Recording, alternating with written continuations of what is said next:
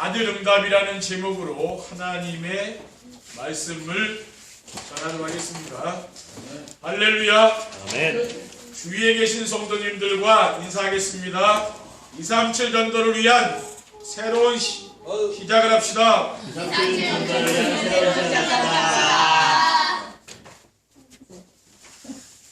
지난주에 우리는 전도자의 삶으로 우리가 받은 응답이 무엇인가를 살펴보았습니다. 우리도 모르는 사이에 엄청난 축복을 받은 사실을 확인하신 줄 믿습니다. 우리가 오직 예배 시간에 선포된 말씀만 따라갔는데 하나님은 우리를 복음이 오직이 되게 하셔서 우리의 삶의 중심과 함께 교회와 성도들이 완전히 변화된 것을 확인하게 되었습니다. 그러나 지금까지 받은 응답은 서론이고 이제 앞으로 우리가 받을 응답은 어마어마한 것입니다. 아멘. 오늘 본문에 보면은 사도들의 손을 통하여 민간에 많은 표적과 기사가 많이 일어나매 믿는 사람이 다 마음을 같이하여 솔로몬 행각에 모이고 그 나머지는 감히 기도가 상종하는 사람이 없으나 백성이 칭송하더라. 믿고 주께로 나오는 자가 더 많으니 남녀의 큰 무리더라고 했습니다. 그리고 히브리서 11장 1절에는 믿음은 바라는 것들의 실상이요 보이지 않는 것들의 증거라고 했습니다. 전도자의 삶으로 받은 응답은 무엇입니까? 우리가 앞으로 받아야 될 응답은 오순절날 마가자라방에 임하신 성령의 역사가 일어나는 것입니다. 아멘. 오순절 마가자라방에 모인 사람들은 그리스도를 체험하고 부활하신 그리스도를 직접 만난 사람들이죠. 그래서 이 사람들은 자신의 죽음도 두렵지 않은 사람, 이런 사람들이 모인 거예요. 그리스도가 오직이 된 사람들이 마음이 하나 되어서 그리스도께서 약속하신 성령 충만을 기도했습니다. 사도행전 14절에 여자들과 예수의 어머니 마리아와 예수의 아우들과 더불어 마음을 같이하여 오로지 기도에 힘쓰더라고 했습니다. 그랬더니 어떤 일이 일어났습니까? 오순절날 불같은 바람 같은 성령이 그들에게 임했습니다. 바람 같고 불 같은 아무도 막을 수 없는 놀라운 힘을 하나님이 우리에게 주실 줄 믿습니다.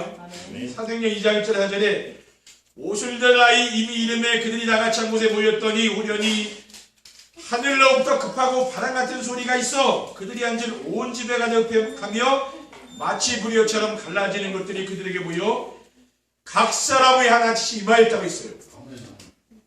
그리고 15나라 산업인들이 모인 것처럼 다민족들에게 선교의 문이 열리게 될 줄 믿습니다. 아멘. 그리고 삼천 제자운동이 일어난 것처럼 교회의 부흥의 역사가 일어날 것입니다.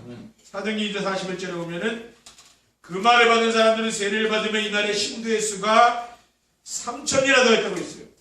우리가 해야 될 일은 뭡니까? 지금처럼 강단에서 선포되는 말씀을 하나님의 말씀으로 믿고 순종하며 따라가면 되는 거죠. 우리가 해야 될 건 그겁니다. 둘째, 성전 민문의 안전뱅이가 일어난 것처럼 치유의 역사가 일어날 것입니다.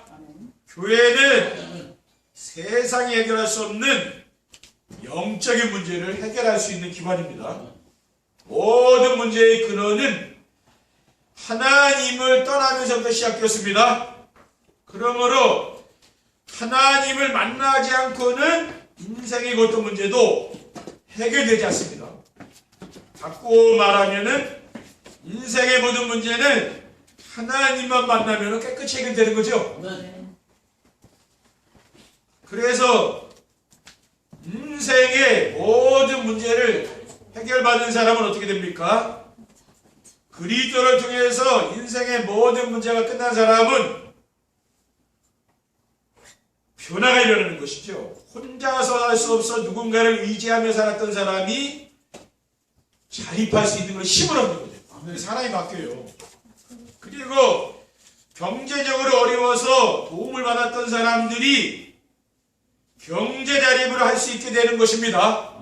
그리고 혼자서 신앙생활을 하지 못한 성도들도 영적인 자립을 할 수 있게 되는 것이고요. 그리고 셋째, 지역을 살리고 위자립 교회를 돕고 세계복음화의 모델적인 교회가 될 것입니다. 하나님은 지금도 무엇을 하십니까? 강단을 통해서 말씀을 선포하시고 그 말씀을 성취하시는 분이죠. 하나님은 우리 교회를 어떠한 교회로 세우셨습니까? 지역의 우상문화를 치유하는 교회, 수도권을 살리며 세계복음화의 모델적인 교회가 되라는 언약을 주신 것입니다. 그리고 우리를 전도자의 삶으로 인도해 주셨고 제1, 2, 3 RTC 응답의 해인 2020년도에 237 전도를 위한 새로운 시작이라는 그러한 언약의 말씀을 주신 줄 믿습니다. 그러니까 모든 지금 메시지는 어떻게 합니까? 237 전도를 위한 새로운 시작을 위해서 메시지가 선포되는 거예요. 그러므로 하나님께서 우리 성도들의 가정과 교회가 지역을 복음하는 플랫폼이 되도록 해주실 줄 믿습니다. 플랫폼이 무엇입니까? 그 시대와 그 지역 사람들에게 필요한 것이 다 있어서 사람들이 찾아오는 것이죠. 여러분 이제 가정을 그렇게 만드시면 되는 거예요. 아멘. 사람들이 찾아올 수 있도록. 그렇죠? 그렇게 만들려는 거예요. 아멘. 그리고 중직자들이 전도자의 보호자 동역자 십주인 역할을 감당하게 해주실 것입니다. 사도행전 16장 3절에 4절에 보면은 너희는 그리스도 예수 안에서 나의 동역자들인 브리스가와 아굴라에게 문안하라. 그들은 내 목숨을 위하여 자기들의 목까지도 내놓았나니 나뿐 아니라 이방인의 모든 교회도 그들에게 감사하느니라. 그러니까 사도 바울을 위하여 생명을 내놓은 사람들이 바로 브리스길라 아굴라 문자. 중직자들이 이런 복을 받은 겁니다. 이 사람들이 뭡니까? 사도 바울에게 은혜를 받은 사람 아니고 그렇죠? 여러분은 강단을 통해서 은혜만 받으시면 됩니다. 그렇죠? 나머지 하나님 하시는 거예요.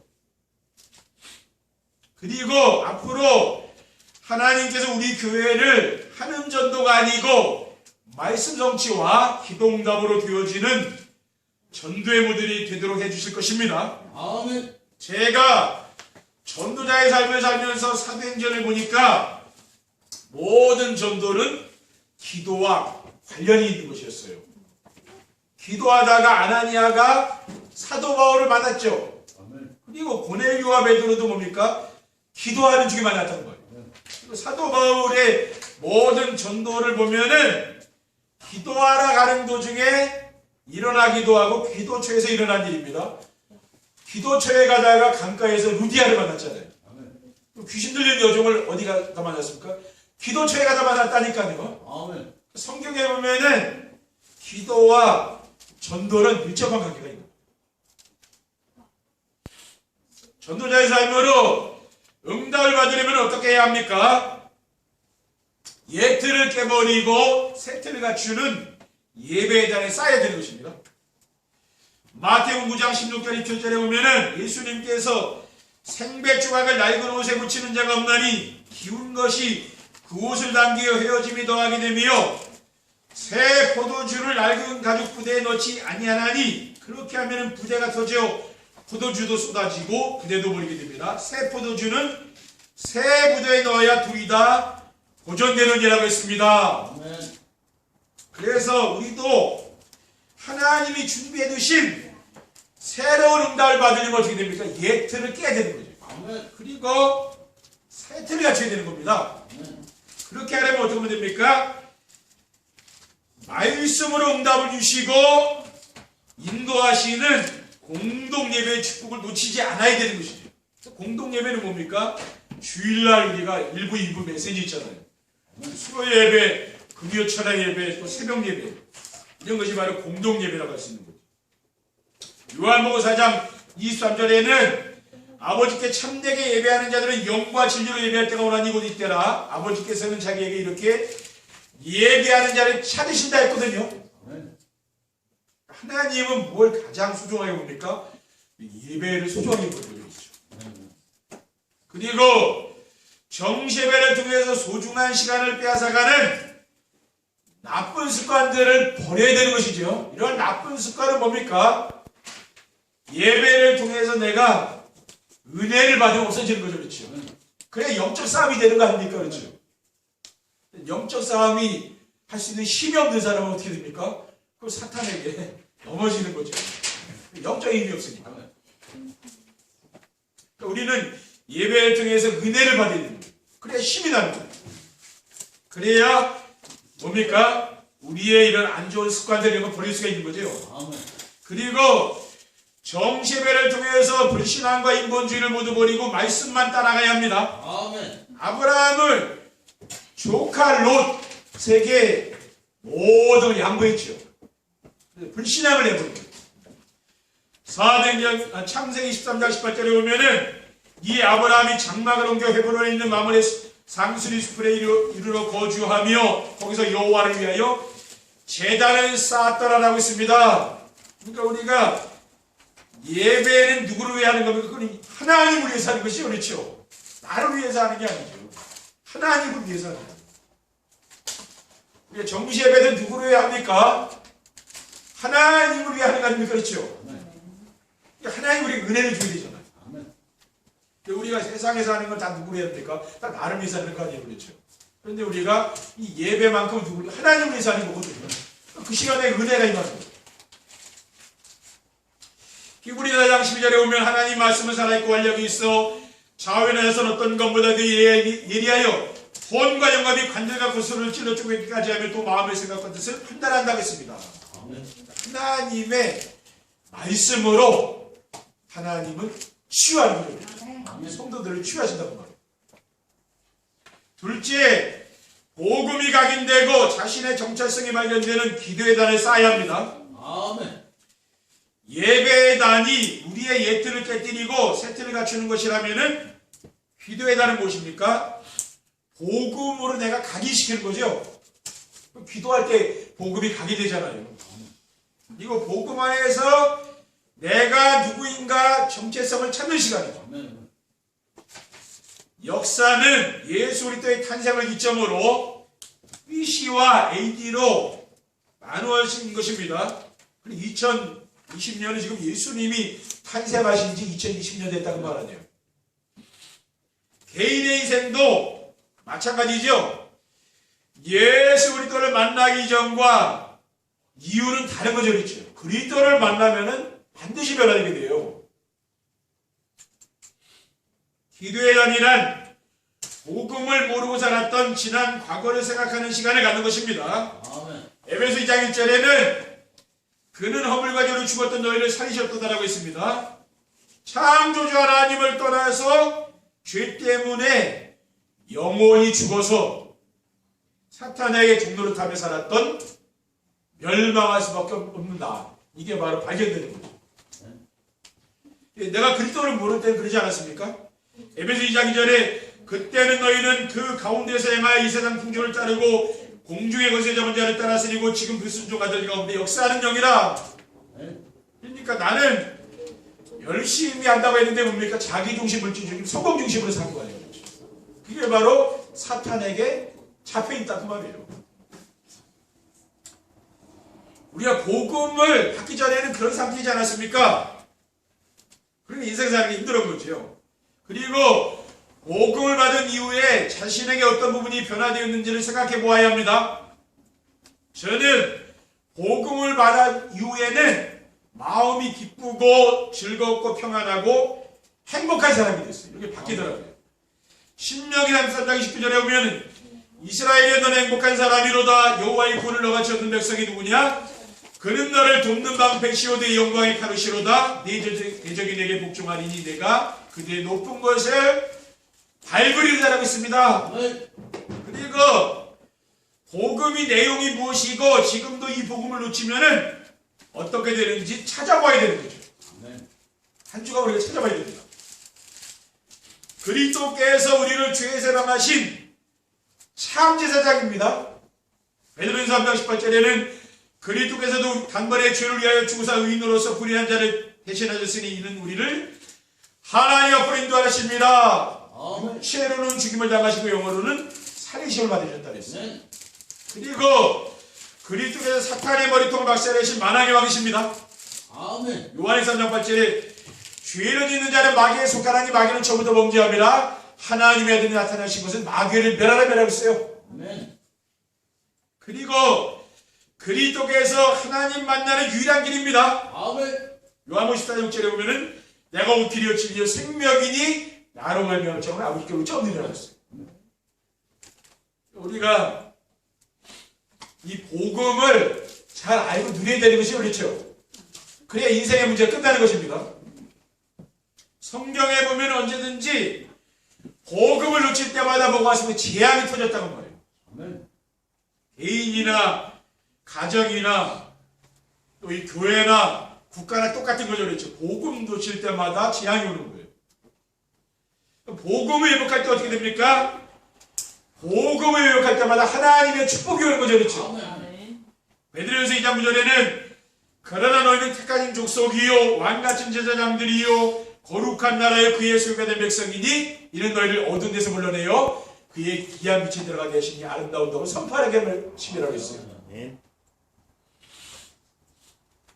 셋째, 받은 말씀과 기도 응답을 현장에 전하는 전도의 단을 쌓아야 하는 것입니다. 아멘. 예배의 단과 기도의 단과 함께 놓치지 말아야 할 단은 무엇입니까? 전도의 단이죠. 전도의 단이란 무엇입니까? 예배 시간에 받은 언약과 미션과 비전을 주변 사람들과 나누는 것을 말하는 것입니다. 아멘. 강단 메시지를 통해서 하나님이 주신 언약의 말씀을 붙잡을 때 하나님이 함께 하시는 임마누엘의 축복을 누리게 되죠. 아멘. 그리고 하나님이 주신 미션을 붙잡아 실천할 때 우리의 삶 속에서 구원의 역사가 나타납니다. 아멘. 그리고 하나님이 주신 비전을 붙잡고 기도할 때 어떤 일이 일어납니까? 기도응답이 되는 거죠. 그래서 우리가 정시예배의 축복을 누리라고 하는 거죠. 그리고 전도의 단은 자신이 체험한 기도응답을 전하는 것입니다. 그렇죠? 하나님의 계획을 내가 발견하게 됩니다. 기도응답은 뭡니까? 내 인생을 향한 하나님의 계획을 발견하는 것이죠. 아멘. 기도응답이란 자신의 문제를 가지고 깊은 기도 속으로 들어가서 하나님의 계획을 찾는 것입니다. 그렇죠? 여러분이 어떤 문제가 있습니까? 그 문제를 가지고 깊이 기도해보라고 말이에요. 그렇죠? 아멘. 하나님께 질문해보라고 말 질문. 그래 응답을 줄 거야 하나님이. 여러분이 강단 말씀을 들으시면서요 찾으시면 됩니다. 사도 바울이 자신이 해결되지 않는 문제를 놓고 기도하면서 하나님의 큰 계획을 발견합니다. 불치병이 그렇죠. 아무리 기도해도 병이 안 떠나잖아요. 하나님의 거기서 음성을 듣는 거죠.